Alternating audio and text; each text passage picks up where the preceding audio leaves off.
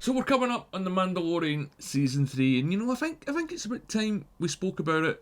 So as always, I'm Al. This is the Geek in Review, and I'm going to be talking about the trailers, some plot points, and maybe even some spoilers as well for the Mandalorian season 3. But first of all, I'd just like to say thanks for taking the time to watch this video, and you've got a second, please leave a like on the video and subscribe to the channel as well. But anyway, let's get to it. So we've had a few trailers over the last few months, and Pedro Pascal at the moment is the man that seems to want to dominate TV with this and The Last of Us, and it's only just the start of the year, so he must have just thought, hey, I want to start off in a winner, and he'll probably take the rest of the year off, because I would. So it's back, the Star Wars show. Most of the Star Wars fan base likes, I think. It's kind of hard to tell these days. But the trailers pack in a lot, and I mean a lot. All these trailers, we see quite a lot of Mandalorians, and I mean a bunch of Mandos. So the setup for the new season seems to be, 1, the battle or the retaking of Mandalore, and 2, probably hopefully setting up better sequels, i.e. movies that aren't crap, or just give us any news on a Star Wars movie, because my god, it's been a while. So let's start with all the Mandalorian stuff in this Mandalorian trailer. So if you watched the Book of Boba Fett or the Mandalorian 2.5, well done, because my god, that show was a slog. But if you didn't, this is just to fill in a bit of the blanks. So Din still has a Darksaber, as he won it through combat at the end of Season 2, and he did try and give it to Bo-Katan, who's going to focus quite heavily in this season, at the end of Season 2, the bit where Luke showed up. But you can't just give it away, it's got to be won in combat, and this is going to be a huge thing for the arc of this season. And they pretty much explained it with the Armourer in the first season of Boba Fett and a few of those scenes. So yeah, whoever wields the saber is the leader of the Mandalorians, and obviously it's going to cause a bit of friction between Bo and Din Djarin going forward.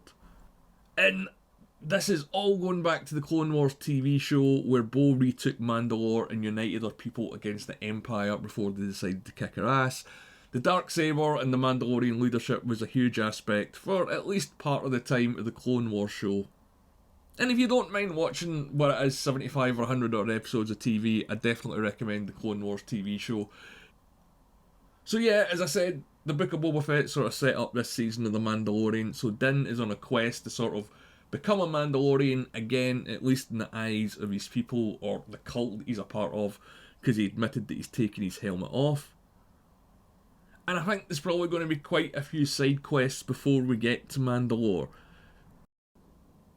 Because for better or worse, that's kind of the format of the show, and at least the show does it well compared to other shows like Star Trek Discovery or the Lord of the Rings show. I didn't think the whole side questing aspect worked for that. But again, it depends on how it's executed, and this show is always sort of done to perfection. So yeah, it seems that he's going to need a bunch of Mandalorians on his side. Now, the ones that we see him with, are they part of his cult, the Death Watch, or are they another group of Mandalorians? It's kind of hard to tell. There are differences in the armour, but I guess we're going to get into that, because again, the politics of Mandalore and the history of the Mandalorians is going to be the huge arc for this season. So are they all just following him because he's the Darksaber? Because, that would sort of seem to be the one inside. And if they back the one inside, that means it's going to be an ascent for power for them as well. But, Din going through all this and meeting all these different Mandalorians and taking his helmet off, it probably means that if he does come to power, he's going to want to shake things up within Mandalorian society. And that's not going to go down well with some people, I'd imagine, as well. So, the marketing opportunity of Grogu is back. So basically, he decides to leave training with Luke Skywalker to go back and have adventures with a Mandalorian. So, well done you, little guy. So yeah, they're back to palling it up, going across the universe, revisiting some old places that we've seen before, like Navarro and Tatooine. And God, Star Wars has to leave Tatooine alone, just as much as Star Trek has to leave Vulcan alone. Please just stop going there. So yeah, we see Navarro, and it looks as if it's doing a lot better. It's a bit cleaner, a bit tidier. Everything's had a new lick of paint. The streets are pretty much filled. It's not got that whole Mad Max Thunderdome feel to it. But also later on in the trailer, it seems that it's under attack by Mandalorians as well. So is that because Din has landed on the planet? I probably think so.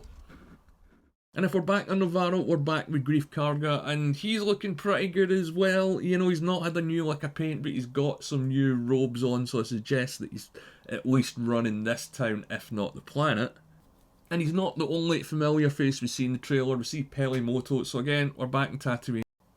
But one of the new planets that we're definitely going to see is Mandalore itself, and you see the ruins in the trailer with these huge domes.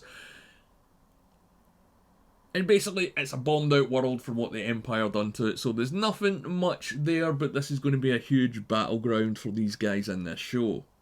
We also see what looks like Coruscant, which featured a lot in Andor, and Dr. Pershing, who I don't think we've seen since Season 1.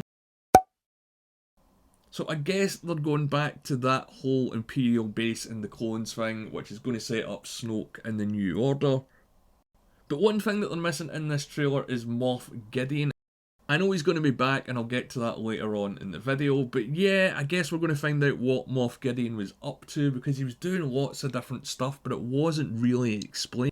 But I don't know how I feel about this. I mean, do I really want to be reminded about the rise of Skywalker? Does anyone? Let me know in the comments below. But it also seems that we're going to get some Grogu mysteries solved as well, now that we've got his name, because we see a flashback in the Jedi Purge from his sort of point of view. And speaking of flashbacks, well, not really, but you know, we see some TIE fighters, so there's still elements of the Empire out there. But are these separate fractions, or was this part of Moff Gideon's group? Again, there's nothing about him in the trailer, so I think he's going to have a huge arc in this that we're going to have to wait and see. But we also might see some elements of this Empire or the Imperial remnants trying to rebuild, i.e. the First Order. The X-Wing pilot Carson that's popped up in the last few seasons does mention a looming threat, and appears to be doing some detective work, so yeah, I guess this is probably going to be a B-plot behind all the Mandalorian stuff about what some of the old Imperial remnants are up to. So let's get to more of the Mandalorian stuff. So what about Bo-Katan? Well, yeah, obviously she's got her own side, and no doubt she's going to butt heads with Din, because she really wants that saber. And again, I think the main thing that's going to come between these two is she's probably the right person to be in charge, but he wants to make some changes, so there's only one saber and one point of view that's going to come out on top. But I do wonder how Bo-Katan is going to fit into all this, because the trailers do seem to make it look as if she's a villain or an antagonist, and I don't think that's going to be the case. I think we're going to get some sort of Game of Thrones level politics stuff going on here. And we get the droid Master Babu Frick from The Rise of Skywalker, which I just said I didn't want to think about, but let's be honest, he was probably the best thing in that, apart from, unless you know you like flippy lightsaber fights. And that to me suggests again that they're going to tie this into the sequels, or at least set some stuff up that they didn't do with the sequels, because no one really knows where the First Order came from. So yeah, we're going to see Din Djarin dealing with the journeys that he's been on, as well as his Mandalorian heritage. And speaking of heritage, Grogu seems to be leading into his Jedi training, because we see him kicking ass as he chucks someone, it's kind of hard to tell who or what it is, across some sort of volcanic or bombed out planet. But now I'm going to get into the spoiler stuff, because as I said, we did get a lot in this trailer, but there's a lot more to come. So if you don't want to know any potential spoilers for The Mandalorian Season 3, this is the time to leave a like on the video and then go and do whatever it is you want to do. You can watch another video of mine, it's fine. If you don't want it, that's absolutely fine as well. So Gideon, yeah, he is going to be back, and he's going to tie heavily into the Mandalorian plot. And, you know, I don't mean the name of the show, I mean the stuff that's going on in Mandalore. And he's going to get his own Mandalorian-style armour, but it's going to be sort of red and black. And calling back to the original trilogy, he's going to have some Praetorian bodyguards with him that have got Mandalorian-style armour and helmets as well. But with Gideon, there's a lot of questions here. We don't really know much about him other than he was an Imperial officer, but was he a Mandalorian? Because remember, at the end of Season 1, he knew Din Djarin's name. That's the very first time that we heard it.